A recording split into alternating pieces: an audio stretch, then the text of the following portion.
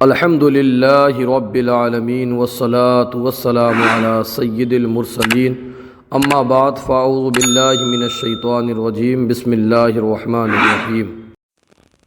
آج ہم سورۃ التکاثر آپ کی خدمت میں پیش کر رہے ہیں۔ بسم اللہ الرحمن الرحیم۔ الہاکم التکاثر حتی زرتم المقابر کلا سوف تعلمون ثم کلا سوف تعلمون کلا لو تعلمون علم الیقین لترون الجحیم ثم لترونها عین الیقین ثم لتسألن یومئذ عن النعیم۔ اب ہم اس سورہ کا اجرا قواعد یہ کر لیتے ہیں۔ یہاں پر سب سے پہلے آپ توجہ دیجئے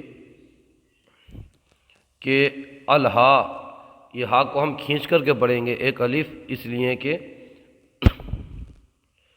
ہا کے اوپر کھڑی حرکات میں سے زبر ہے کھڑا، یہاں پر الف مدہ ہوگا اور وقت میں را کو ساکن کر دیں گے اور پر پڑھیں گے۔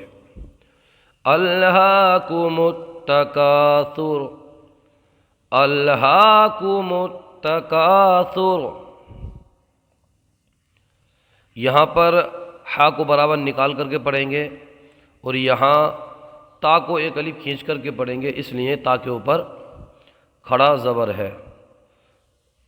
را کو پر پڑھیں گے، یہاں قاف کو موٹا پڑھیں گے اور قاف کے بعد جو الف ہے اس کو کھینچ کر کے پڑھیں گے، اس لیے کہ حروف مدہ ہے یہ۔ وقت میں را کو ساکن کر دیں گے، ساکن کرنے کی صورت میں بھی اس کو پر ہی پڑھیں گے۔ حتی زرتم المقابر، حتی زرتم المقابر، یہاں پر الف میں مدہ ہوگا، ایک الف کھینچ کر کے پڑھیں گے، یہاں پر واو میں واو لین ہوگا، بغیر کھینچے بغیر جھٹکا دیے نرمی سے معروف پڑھیں گے۔ یہاں پر واو میں مدہ ہوگا اور یہاں رکنے کی صورت میں، وقف کرنے کی صورت میں مد عارض کا قاعدہ ہوگا۔ مد عارض کا قاعدہ حروف مدہ کے بعد عارضی سکون ہو، یعنی وقف کی وجہ سے کوئی حرف ساکن ہو جائے تو مد عارض ہوتا ہے۔ کلا سوف تعلمون، کلا سوف تعلمون، تعلمون، یہاں پر میم میں گنہ ہوگا، میم مشدد نون مشدد میں ہمیشہ گنہ ہوتا ہے۔ یہاں پر الف میں مدہ ہوگا، یہاں واو میں واولین ہوگا، بغیر کھینچے بغیر جھٹکا دیے نرمی سے معروف پڑھیں گے۔ واو مدہ ہوگا، رکنے کی صورت میں یہاں پر مد عارض کا قاعدہ ہوگا۔ ثم کلا سوف تعلمون، ثم سا کو نرمی کے ساتھ پڑھیے، ثم کلا سوف تعلمون، یہاں پر الف مدہ ہوگا، ایک الف کھینچ کر کے پڑھیں گے، یہاں پر واولین ہوگا، بغیر کھینچے بغیر جھٹکا دیے نرمی سے معروف پڑھیں گے، اور یہاں پر واو میں مدہ ہوگا، کیونکہ قاعدہ یہ ہے کہ واو ساکن سے پہلے پیش ہو تو واو میں مدہ ہوتا ہے، اس کو ایک الف کھینچ کر کے پڑھا جاتا ہے۔ یہاں پر یا میں مدہ ہوگا اور یہاں رکنے کی صورت میں مد عارض کا قاعدہ ہوگا۔ كلا لو تعلمون علم اليقين کلا لو تعلمون علم الیقین، علم الیقین، عین برابر نکلے، قاف برابر نکلنا چاہیے. کلا لو تعلمون علم الیقین. یہاں پر نون مشدد میں مشدد میں غنہ ہوتا ہے تو یہاں پر غنہ ہوگا نون میں، اور یہاں پر یا میں مدہ ہوگا. رکنے کی صورت میں مد عارض کا قاعدہ ہوگا. لَتَرَوُنَّ الْجَحِيمَ، لَتَرَوُنَّ الْجَحِيمَ، بڑا ہاں نکالیں گے جحیم میں. لَتَرَوُنَّ الْجَحِيمَ. یہاں پر میم میں غنہ ہوگا اس لیے کہ نون مشدد، میم مشدد میں ہمیشہ غنہ ہوتا ہے.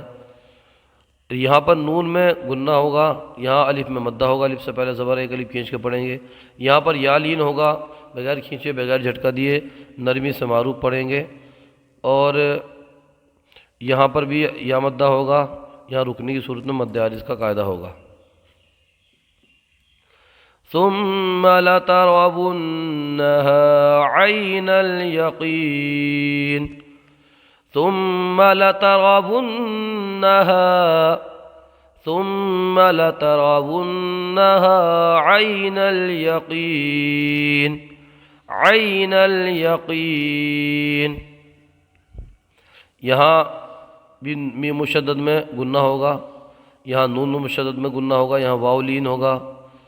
یہاں پر ذال کے نیچے جو دو زیر کی تنوین ہے، یہ جو دو زیر کی تنوین دیکھ رہے ہیں آپ، تو اس میں اظہار کا قاعدہ ہوگا، اس لیے کہ تنوین کے بعد میں جو آنے والا حرف ہے وہ حروف حلقی میں سے عین ہے. تنوین کے بعد نون ساکن کے بعد اگر حروف حلقی کا کوئی حرف آ جائے تو اظہار ہوتا ہے، یعنی غنہ نہیں ہوتا وہاں پر. یہاں پر نون مشدد میں غنہ ہوگا، غنے کی مقدار ایک الف کے برابر، غنہ کے معنی ناک میں آواز لے جانا ہے. یہاں پر یا میں مدہ ہوگا اور یہاں رکنے کی صورت میں مد عارض کا قاعدہ ہوگا.